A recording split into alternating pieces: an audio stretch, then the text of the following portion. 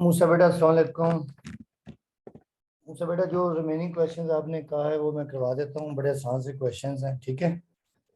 अब बेटा पहला क्वेश्चन एक्सरसाइज 2A का, ठीक है। क्वेश्चन नंबर 4 मैं क्वेश्चन लिखता हूँ फिर आपको समझाता हूँ, ठीक है।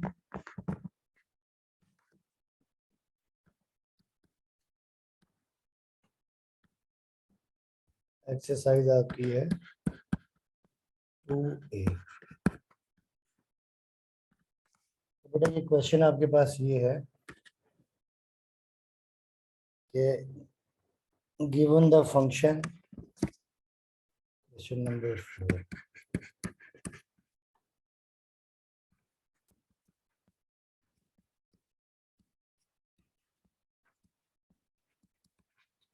Given the function gx is equal to mx plus c है and g1 is equal to 5 है and g5 is equal to -4। आपको कह रहे हैं कि फाइंड m and c, ठीक है, और also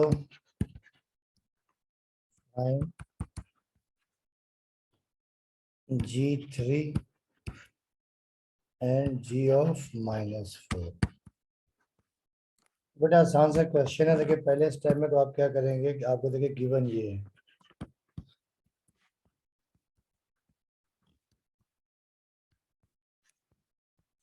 given that gx is equal to mx plus c। अच्छा मूसा बेटा देखिए पहले आपके पास है g1 है 5 के बराबर, यानी देखिए पहले आपके पास क्या है कि g1 इज इक्वल टू 5 है और g5 इज इक्वल टू -4 है। तो पहले हम लोग क्या करेंगे कि x की जगह पुट करेंगे 1। पहले हम यहाँ लिखेंगे कि put x is equal to 1, ठीक है। तो देखिए जब आप 1 पुट करेंगे देयरफॉर देखिए g1 x की जगह आ गया 1 और m की जगह भी आपके पास आ जाएगा 1 इंटू m और ये प्लस c। तो g1 आपके पास आ जाएगा m प्लस c, ठीक है। अब बेटा देखिए g1 आपके पास है 5, देखिए ना g1 आपके पास है 5, तो अब हम g1 की जगह पुट कर देंगे 5, ठीक है। यहाँ आ जाएगा 5 is equal to m plus c। इसे आप अरेंज करके लिख देंगे m plus c is equal to 5। ये इक्वेशन 1 का नाम है, ठीक है। उसके बाद देखिए आपके पास क्या है कि g5 है -4 के बराबर, g5 है -4 के बराबर। तो अब हम करेंगे कि put x is equal to 5।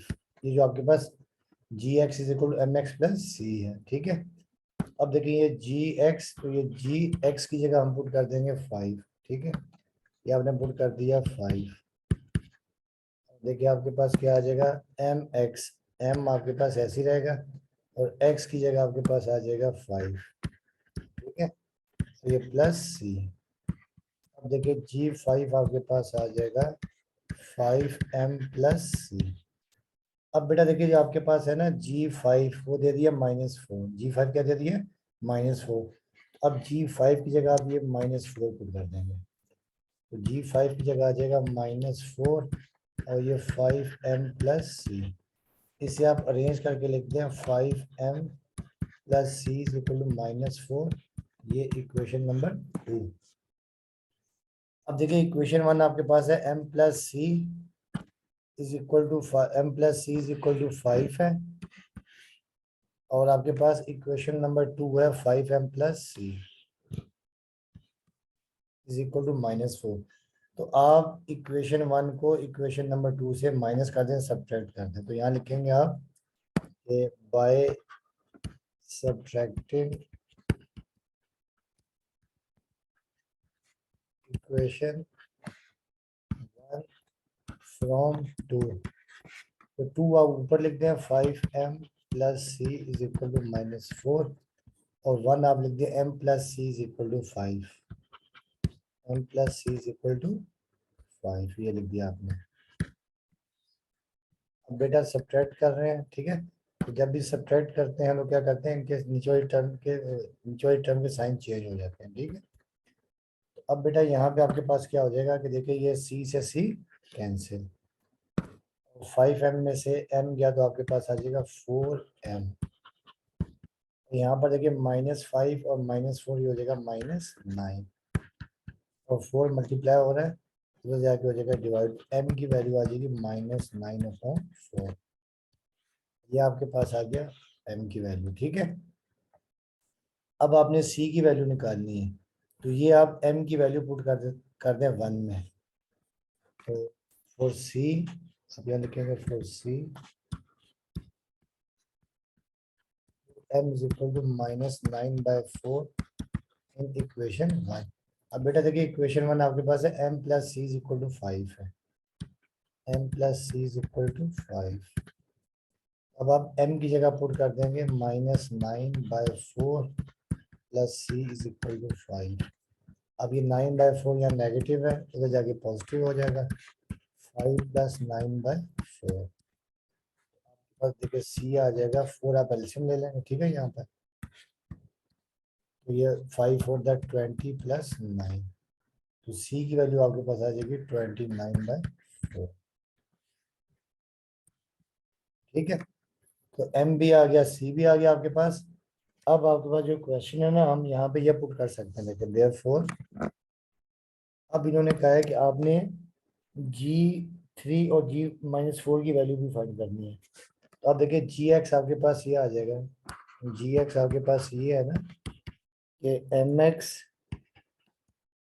Plus सी है। तो देखिए Gx m आपके पास आया है -9/4, -9/4 ये आप लिख देंगे इंटू एक्स, और सी आपके पास आ गया 29/4, ये आपके पास आ गया Gx। अब आपने इसमें क्या करना है, ये आप खुद कर लीजिएगा कि अब आपने एक दफा फाइंड करना है G3 और एक दफा G-4। एक दफा आप पुट कर देंगे x इज इक्वल टू 3 और एक दफा x इज इक्वल टू -4, ये जो आपके पास इक्वेशन है, ठीक है। तो ये आप खुद कर लीजिएगा, ठीक है बेटा। तो ये क्लियर हो गया, ठीक है। अब आ जाए नेक्स्ट के ऊपर। अब देखिए नेक्स्ट क्वेश्चन है एक्सरसाइज 6b का ना बेटा, ये इनवर्स फंक्शन है, ठीक है। अब नेक्स्ट आपके पास है 2b, एक्सरसाइज 2b।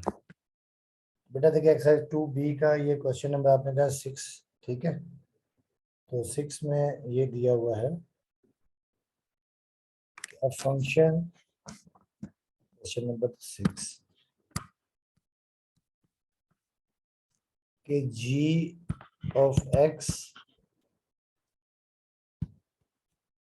6x - 8, ठीक है। What are the elements in the domain whose image are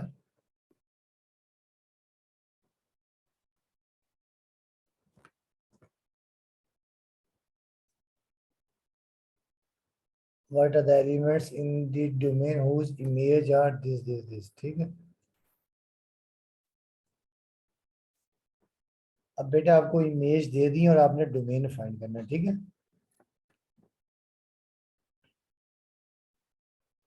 image आपको दे दी है,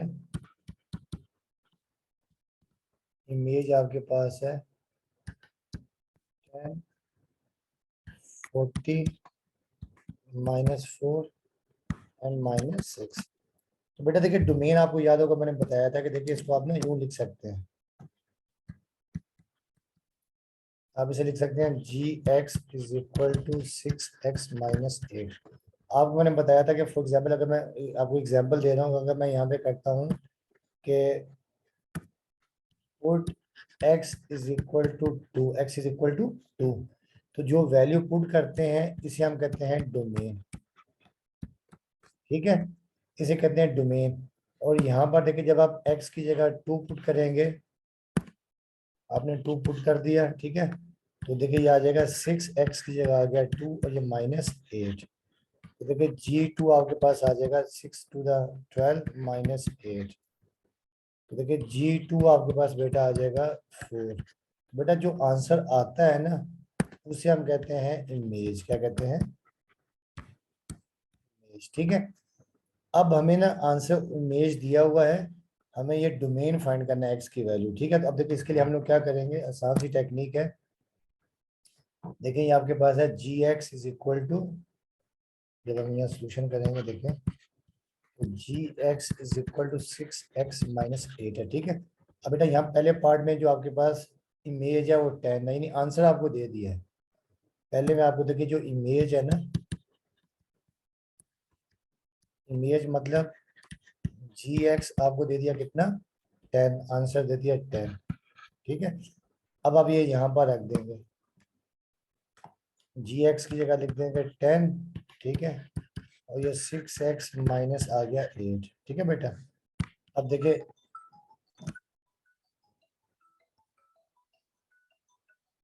अब बेटा 8 यहाँ पर ना देखें, 8 अब यहाँ पर नेगेटिव है, यहाँ हो जाएगा पॉजिटिव।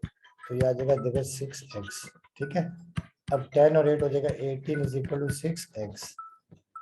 अब बेटा देखिए 6 यहाँ मल्टीप्लाई हो रहा है, इधर आके डिवाइड हो जाएगा। देखिए आप देखिए आपके पास कैंसिल हो जाएगा, 6 × 6 6 3 18। तो x की वैल्यू देखिए आपके पास आ जाएगी 3। तो ये आपके पास आ गई डोमेन। ठीक है। तो बेटा अगर आप चेक भी करना चाहें ना, देखिए अगर आप चेक भी करना चाहें तो देखिए चेक भी कर सकते हैं। अगर आप चेक करना चाहें ना, चेकिंग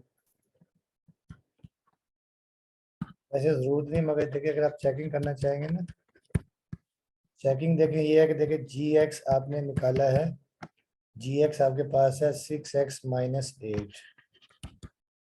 देखिए जब आप x की जगह पुट करेंगे 3, देखिए g3 आ जाएगा 6 × 3 और -8। तो 6 3 18 और -8 तो दोबारा देखिए 10 आ जाएगा। ठीक है। दोबारा देखिए g3 आपके पास देखिए ये आपके पास इमेज आ जाएगा 10। ये आपने इस तरह करना था। ठीक है। इतनी सिंपल देखिए जो इमेज है ना, इमेज का मतलब आपको gx की वैल्यू दे दी है। ठीक है। बात आ गई समझ में कि gx का मतलब देखिए इमेज का मतलब ये है कि ये जो आपके पास g और ये जो x है ना, मतलब ये आपके पास इमेज है। ये आपने याद रखना। ठीक है बेटा। अब नेक्स्ट स्टेप में आप gx की जगह 40 पुट कर देंगे। नेक्स्ट में देखिए gx की जगह आपने पुट कर देना 40। नेक्स्ट में आपने gx की जगह पुट कर देना 40। उसके बाद आपने gx की जगह पुट कर देना है -4। और फिर आपने पुट कर देना है -6। तो ये आप कर लीजिएगा। ठीक है। बेटा की बात समझ में, देखिए सिंपल सा क्वेश्चन है। ठीक है। इमेज आपको दी हुई है,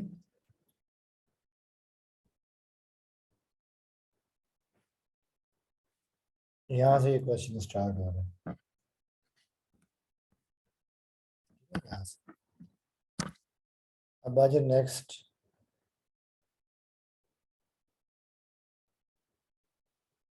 देखिए अब ये क्वेश्चन नंबर 11 है। Question number 11।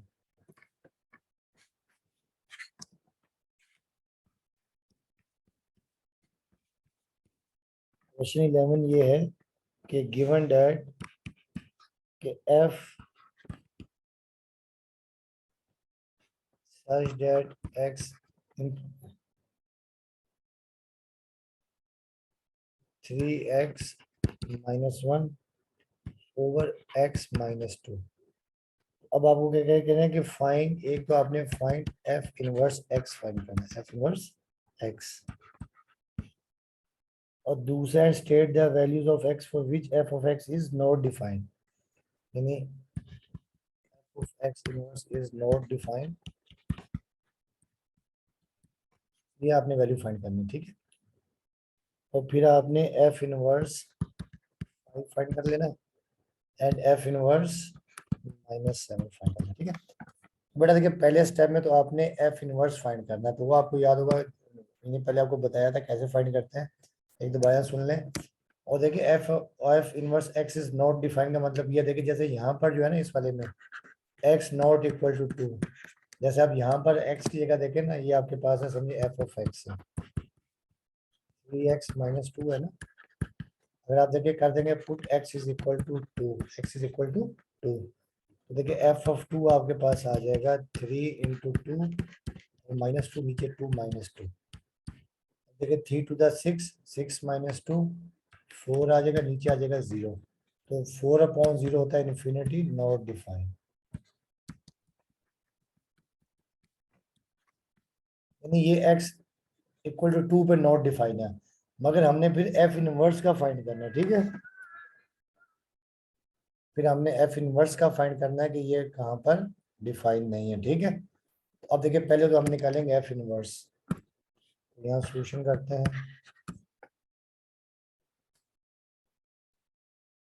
वसीम अस्सलाम वालेकुम।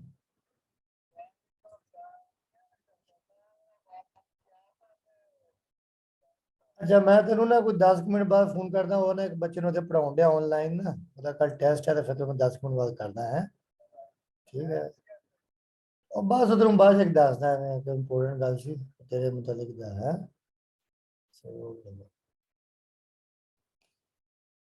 अच्छा तो बेटा आप जो है ना देखिए एफ ऑफ एक्स आपके पास ये है, ये जो ना आपके पास एफ एक्स, इसको हम जो है ना एफ एक्स भी लिख सकते हैं, एफ ऑफ एक्स, ठीक है।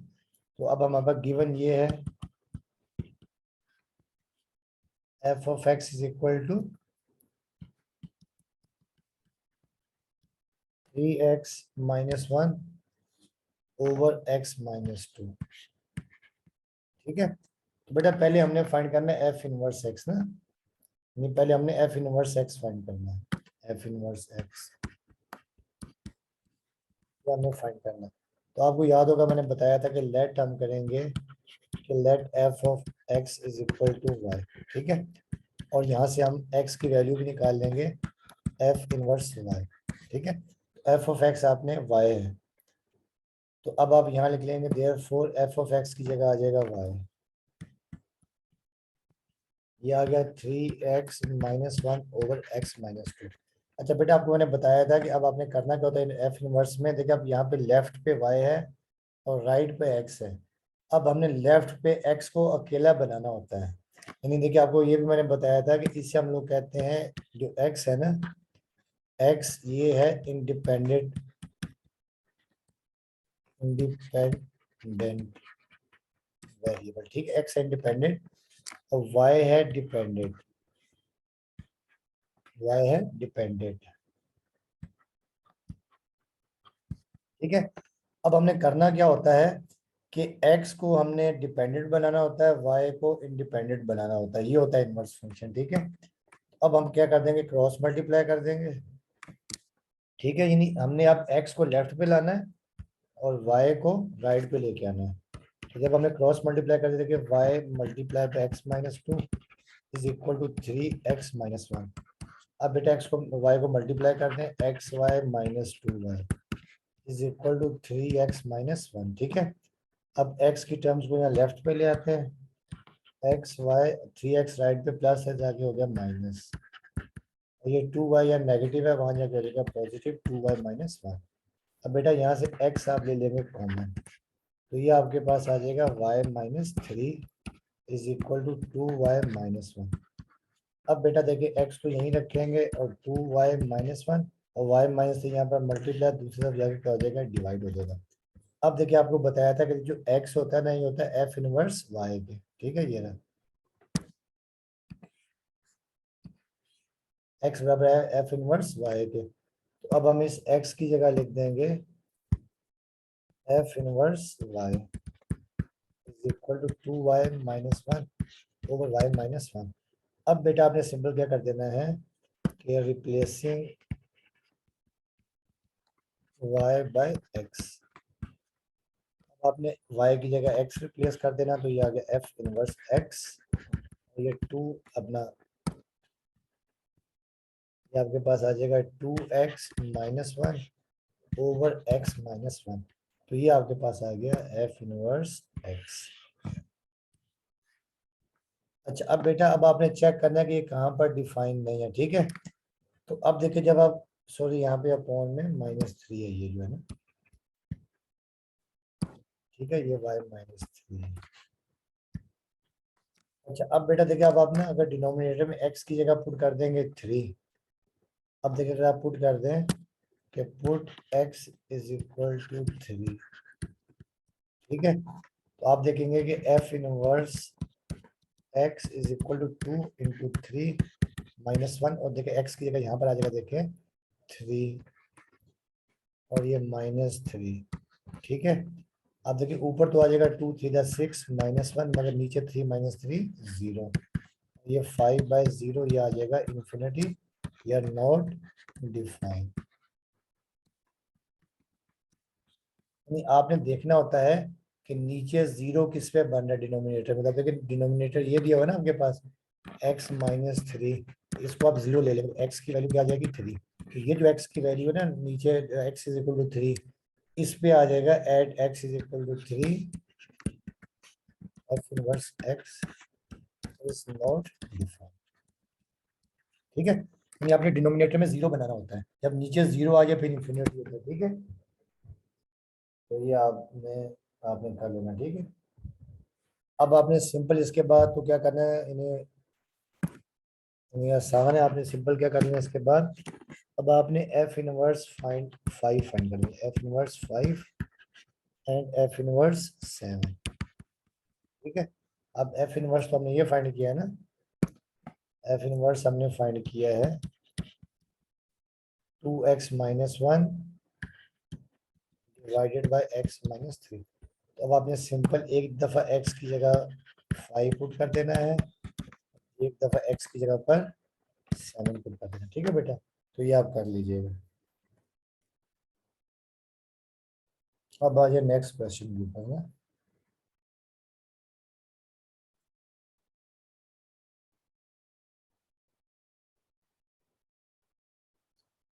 अब बेटा अब है 6b का ना question number 4।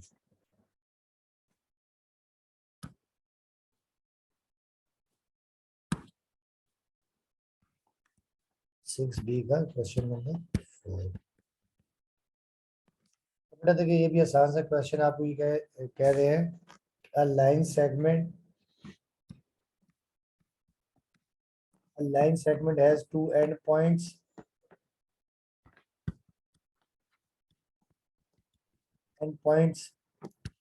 m3, 7 and n11, -6, ठीक है। ये दो, एक लाइन उसके दो एंड पॉइंट्स गिवन है।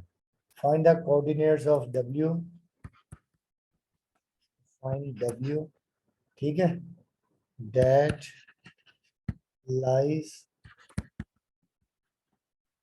on y-axis such that w is equidistant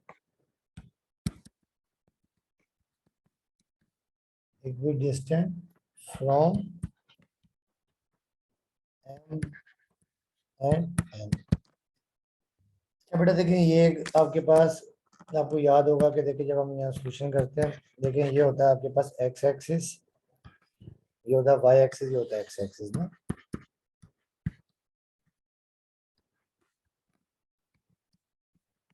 बेटा देखिए एक लाइन है, उसका एक पॉइंट है m3, 7, बेटा देखिए 3, 7 यहाँ, ये तो रीजन है, ये देखिए जैसे मैं 1 2 3 ले रहा हूँ, तो ये 1 2 3 4 5 6 7, तो ये पॉइंट आपके पास आ जाएगा m यहाँ पर 3, 7। अब दूसरा पॉइंट है m है 11, -6, देखिए ये 3 है, जैसे ये 4 5 6 7 8 9 10 11, और y क्या है -6 है, तो -6 यहाँ पॉइंट में आ जाएगा, ये 1 2 3 4 5 6, ठीक है, और ये 7,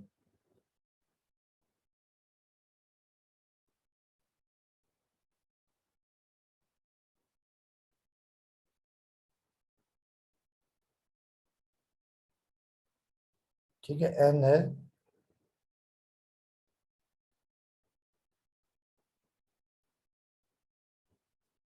अच्छा अब बेटा देखिए ये आपके पास है, यानी पॉइंट है 11,-6। 11,-6 यहाँ कहीं आ जाएगा। ठीक है, ये आपके पास आ गया n 11,-6। आपको कह रहे हैं कि आपने ना एक पॉइंट निकालना है w। क्या निकालना है? पॉइंट w जो m और n से इक्वी डिस्टेंस पर है। क्या है? m और n से इक्वी डिस्टेंस पर है। अब बेटा यहाँ पे देखिए आप ना एक w पॉइंट ले लेंगे। फॉर एग्जांपल यहाँ पर है w पॉइंट ना, y एक्सिस पे।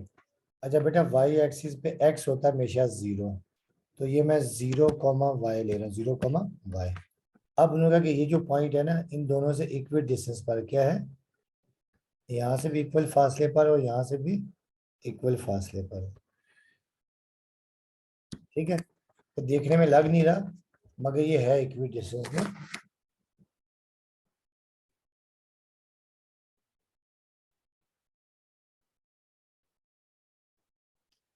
Equi distance from m and w।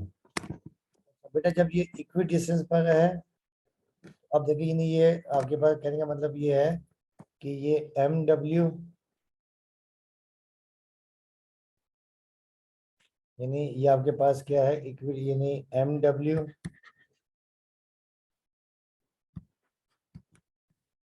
और ये nw। ठीक है, nw ये दोनों से इक्वी डिस्टेंस पर है। ठीक है, mw और nw। तो अब हम लोग क्या करेंगे, आपको याद होगा ये होता था डिस्टेंस फार्मूला ना, d is equal to x2 minus x1 का whole square plus y2 minus y1 का होल स्क्वायर। ठीक है बेटा, इन्हीं जो पॉइंट जो w है ना ये y एक्सिस पर है। y एक्सिस पे हमेशा एट y एक्सिस x हमेशा 0 होता है। ठीक है, ये आपने याद रखना। ठीक है, तो अब ये जो पॉइंट w है ये m से और n से इक्वल फासले पर है, तो पहले हम mw निकाल लेंगे। ठीक है, mw जब हम निकालेंगे देखें तो mw आपके पास ये आ जाएगा। ठीक है, ये है ना, तो mw is equal to nw। अब देखिए जब हम ये ले लेंगे mw जब निकालेंगे देखें बेटा ये हमारे पास हो जाएगा x1 y1 x1 y1 और ये x2 y2। ठीक है, तो ये आपके पास आ जाएगा 3 माइनस mw आपके पास आ जाएगा 3 - 0, 3 - 0 का होल स्क्वायर, फिर y2 minus y1 7 minus y का होल स्क्वायर, ये आ गया स्क्वायर रूट। अब हम निकालेंगे nw ना, nw भी आपके पास आ जाएगा 11 - 0 का होल स्क्वायर। ठीक है, और फिर -6 माइनस y का होल स्क्वायर यानी। ठीक है बेटा, इन्होंने कहा है कि जो पॉइंट w है ये इन दोनों से इक्वल डिस्टेंस पर है, w से भी और m से भी और n से भी। इसे हम सॉल्व कर लेंगे। देखें ये 3 का स्क्वायर हो जाएगा 9, ये फार्मूला खोल लेंगे a² plus b² minus 2ab 2 7 14y, तो ये 11 का स्क्वायर 121 आ जाएगा। तो बेटा यहाँ से माइनस n कॉमन ले लेंगे, 6 + y का होल स्क्वायर।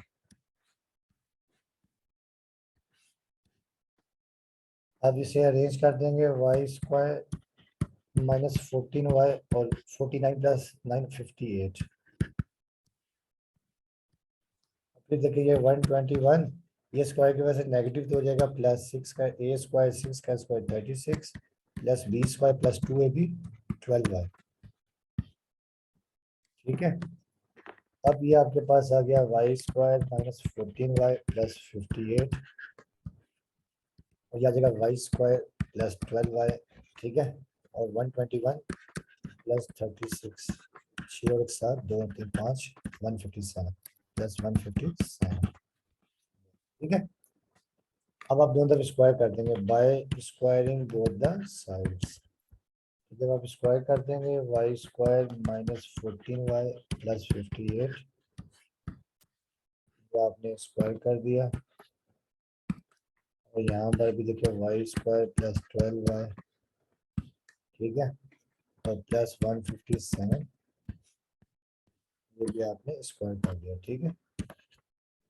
तो देखिए ये स्क्वायर से रूट कैंसिल, स्क्वायर से रूट कैंसिल, तो ये आपके पास आ जाएगा Y square minus 14y plus 58 is equal to Y square plus 12y minus 157। अच्छा बेटा, अब ये y वाली टर्म्स को यहाँ ले आते हैं, वाई स्क्वायर, ये यहाँ के y माइनस हो जाएगा, ठीक है, और ये माइनस 14y, ठीक है, और प्लस, अच्छा 12y को यहाँ ले आते हैं, माइनस 12 अपना माइनस 12y, ठीक है, 157 माइनस 58 को वहाँ ले जाते हैं, माइनस 58। अब बेटा देखिए ये वाई स्क्वायर से वाई स्क्वायर कैंसिल हो जाएगा, ठीक है, अब माइनस 14y और माइनस 12y कितना हो जाएगा, माइनस 26, माइनस 26y, तो ये 157 में से माइनस कर देंगे, ठीक है, 157 माइनस 58, तो ये आपके पास आ गया 99, ठीक है, ये आपके पास आ जाएगा 99, और 26 यहाँ मल्टीप्लाई हो जाके डिवाइड हो जाएगा, 99 divided by minus 26 divided by 26, तो ये आपके पास आ जाएगा 3 माइनस 3.8 आ जाएगा, ठीक है बेटा, तो ये आपके पास y की वैल्यू आ गई। इसको ना देखिए, जो पॉइंट भी है ना, जो डायग्राम बनाएंगे ना, ये w यहाँ बनेगा, w जो है ना देखिए,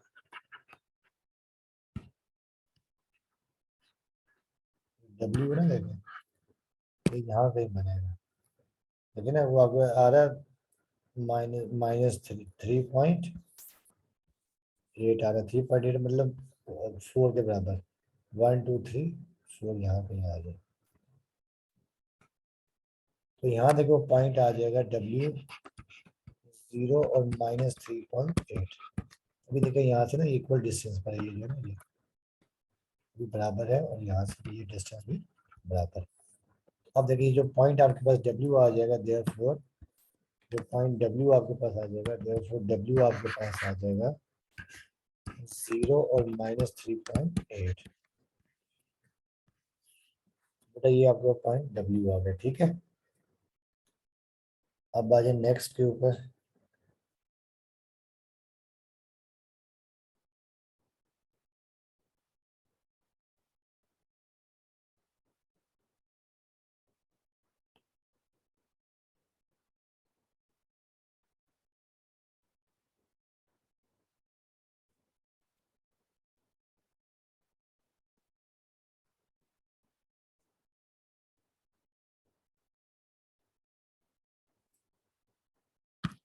अच्छा बेटा अब जो ना आपकी एक्सरसाइज ये है,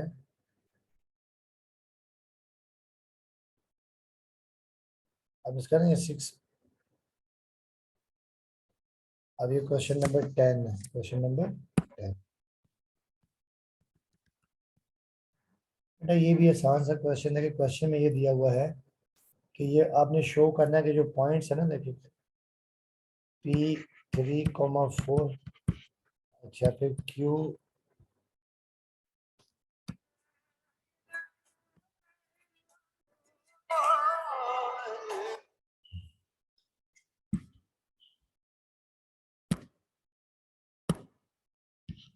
बेटा P3,4 है, ठीक है, और फिर Q आपके पास है,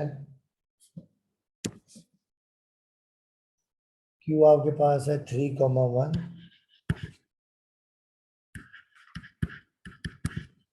और फिर आपके पास है R आपके पास है 8,4। आपको कह रहे हैं कि आपने शो करना है कि ये राइट एंगल ट्रायंगल बना रहा है, क्या बना, राइट एंगल ट्रायंगल। तो बेटा आपको याद होगा राइट एंगल ट्रायंगल में दो मेथड है, एक तो देखिए क्या है कि ये राइट एंगल ट्रायंगल में एक एंगल होता है 90 का, 90 मतलब परपेंडिकुलर है, ठीक है, और एक होता है कि पाइथागोरस थ्योरम एप्लीकेबल हो, लेकिन जब आप इसकी डायग्राम बनाएंगे,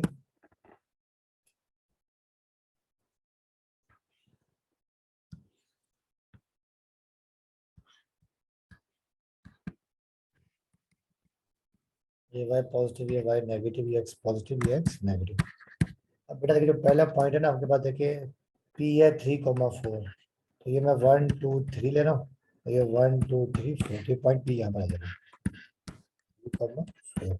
और क्यू आपके पास है 3,1, तो ये 3 तो यहीं पर है और ये 1 यहाँ पर आ जाएगा, ये आपके पास आ जाएगा क्यू। ठीक है, क्यू आपके पास आ जाएगा 3,4, और आर आपके पास है 8,4, तो ये 3 4 5 6 7 8 और 4 यहाँ पर आ जाएगा।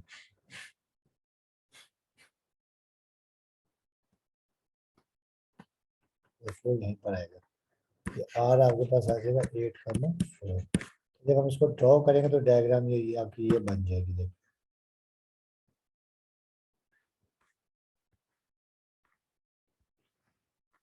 ये बन जाएगी। ठीक है बेटा, अब देखिए हमें ना ये प्रूफ ये करना है कि राइट एंगल ट्रायंगल है या नहीं है।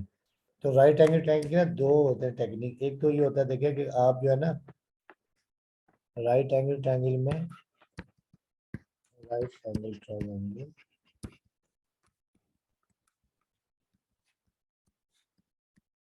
One angle is 90 degree.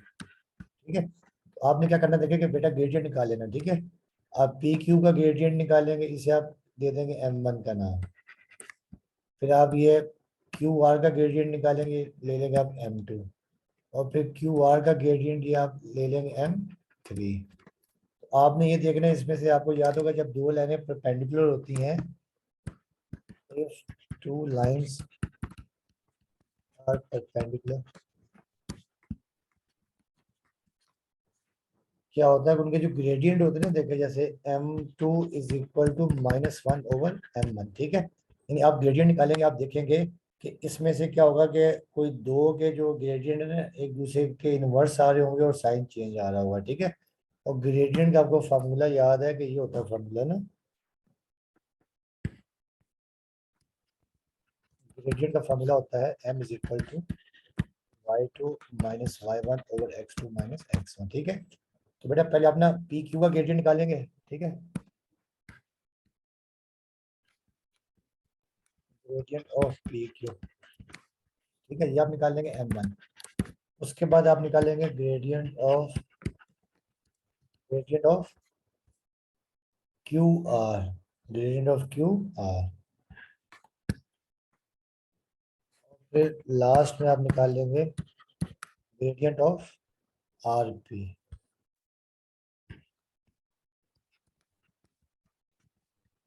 R P. बेटा आप देखेंगे कि दो के ग्रेडियंट एक दूसरे के क्या होंगे, रेसिप्रोकल होंगे और साइन क्या होगा, चेंज होगा। अब देखिए फॉर एग्जांपल आप पी क्यू का ग्रेडियंट निकालते हैं। ठीक है, पी क्यू का, देखिए पी के आपके पास कोऑर्डिनेट्स है, पी के कोऑर्डिनेट्स आपके पास है, पी आपके पास है देखिए 3,4।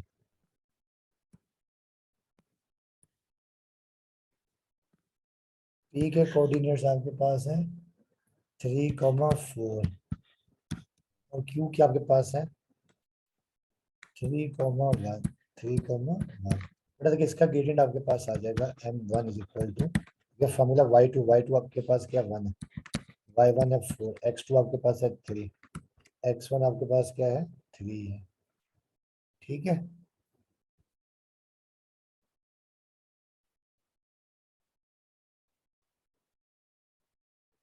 1 - 1।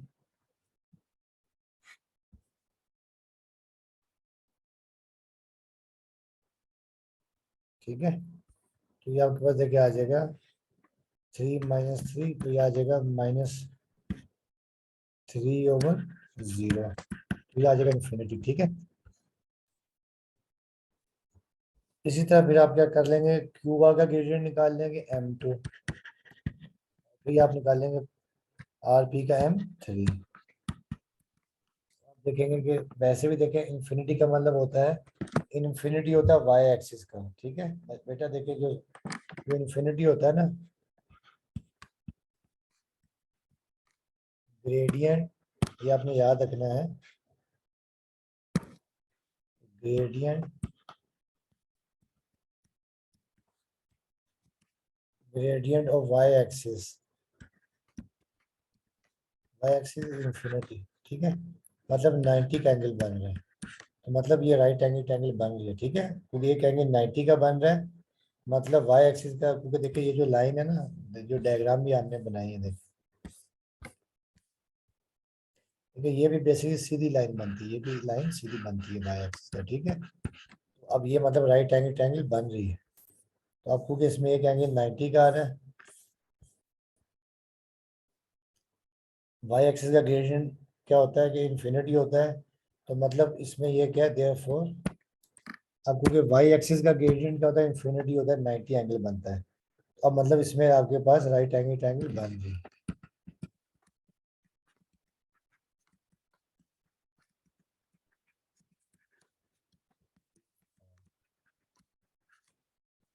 तो बेटा एक टेक्निक तो ये है, दूसरी टेक्निक आप इसका भी कर सकते हैं कि राइट एंगल ट्रायंगल में ना पाइथागोरस थ्योरम क्या होता है,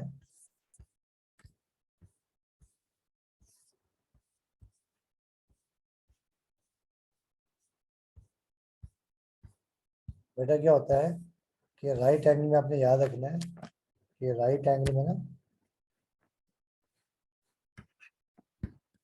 राइट एंगल में,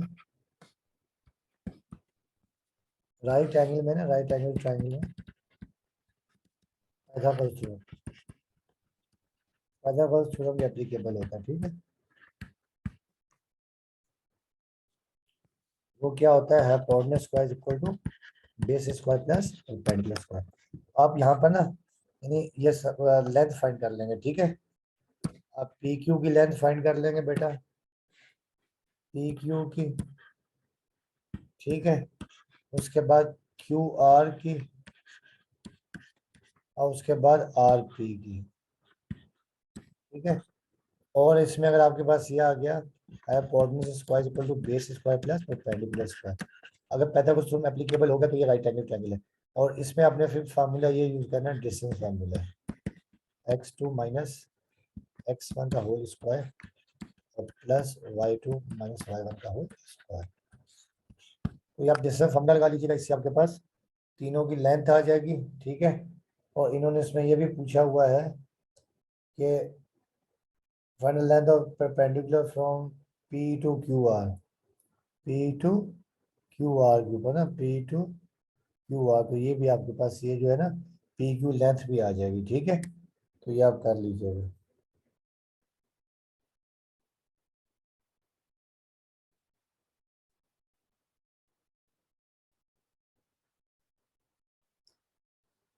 तो बेटा इसका जो ये है ना, ये क्वेश्चन नंबर 6 का क्वेश्चन नंबर 6 ये भी बिल्कुल ऐसे ही होगा, ठीक है,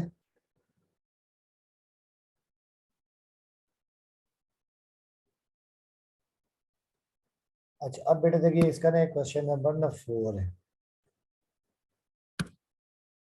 6D का 4, क्या कहना है आप लोगों को, ए के कोऑर्डिनेट्स आपके पास हैं 1,1, बी के आपके पास है -1,4, और सी के पास, सी आपके पास है 6, के, अब आपको कह रहे हैं कि के आपने फाइंड करना है, फाइंड के, ठीक है, और ए बी जो है ना, A B is perpendicular to B C, ये परपेंडिकुलर है, परपेंडिकुलर टू बी सी, तो बेटा पहले ना हम ए बी का ग्रेडियंट निकालेंगे, ठीक है, ग्रेडियंट का फॉर्मूला आपको याद है, ग्रेडियंट का फॉर्मूला ये होता है, ग्रेडियंट का फॉर्मूला होता है M is equal to y2 minus y1 over x2 minus x1, तो पहले हम ए बी का ग्रेडियंट निकालेंगे, ठीक है, ग्रेडियंट ऑफ ए बी, इसका आ जाएगा m1 ले लेते हैं, m1 ए बी, y2 आपके पास है 4, y1 आपके पास है 1, x2 आपके पास है -1 और x1 आपके पास है 1, तो ये आपके पास आ जाएगा m इज इक्वल टू 4 में से 1 गया तो 3 आ गया, डिवाइडेड बाय -2, m1 आपके पास आ जाएगा -3 ओवर 4, ये आपके पास m1 की वैल्यू होगी, ठीक है, उसके बाद BC का ग्रेडियंट निकालेंगे, और आपको याद होगा मैंने बताया था कि जब दो लाइनें परपेंडिकुलर होती हैं उनके ग्रेडियंट का जो प्रोडक्ट होता है ना m1 इंटू m2 वो होता है -1 के बराबर, या m2 is equal to -1 over m1। ठीक है, अब बेटा हम m2 निकाल लेंगे, यानी ग्रेडियंट ऑफ BC। अब हम ग्रेडियंट ऑफ BC,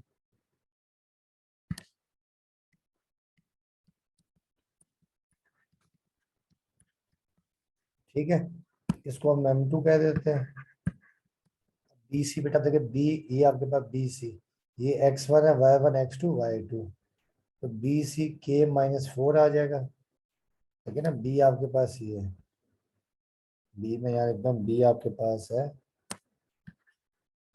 -1,4, ठीक है, और C है 6, आपके पास आ जाएगा BC y2 4 -k, y2 4 है, y1 k है, x2, ठीक है, बाकी BC है ना बेटा, BC है ना,